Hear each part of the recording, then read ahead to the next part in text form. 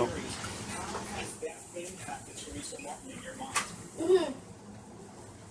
It's impacted Teresa quite a bit, but the theories she has and the arguments that I've read online about what happened to Kenneka Jenkins is one thing. Then there's the medical facts. Fact one, she had a substance in her blood she shouldn't have had.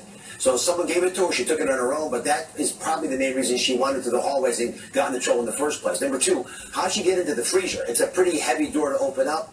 A woman who was at that level of incapacitation would have had difficulty opening it. She probably couldn't figure out how to get out when she was on the inside.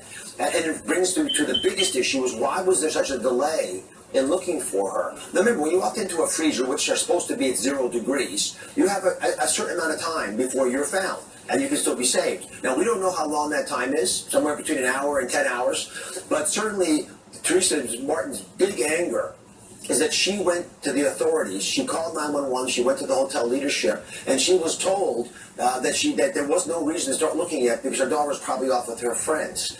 And the reason, when you really drill down into it, is that she felt she wasn't valued.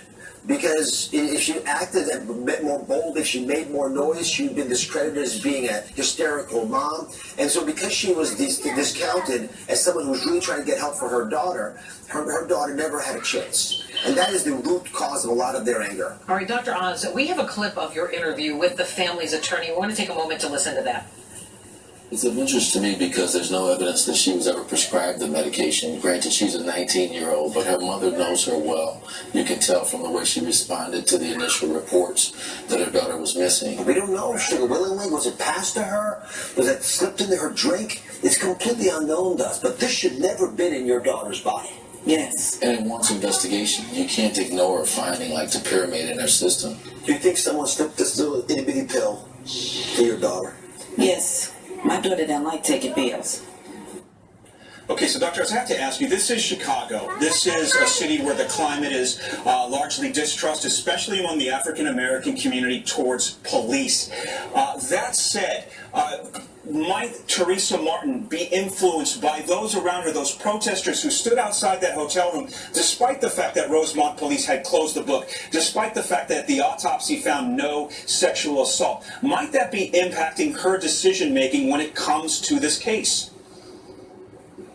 Well, of course, the environment in which you're living is going to influence you, but she's pretty rational on a lot of issues. As an example, the sexual assault allegations. When Kenneka was found, her clothes were partially off her body, but there's this phenomenon when you're freezing to death, where your body at the last second says, I give up, and it lets all the blood surge back towards the skin, so you get this paradoxical disrobing.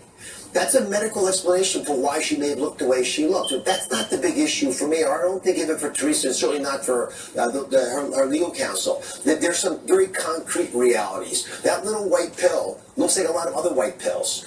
It is not difficult to imagine that she was taking the pill on her own or slipped something without being aware of it. And that is something that has not been explained at all. So even if the actual death in the freezer wasn't done on purpose, the fact that she was incapacitated was done on purpose, either by her or by somebody else. That needs to be addressed. But the bigger and deeper issue for everyone in Chicagoland listening right now is what happens when a mom is worried about her child.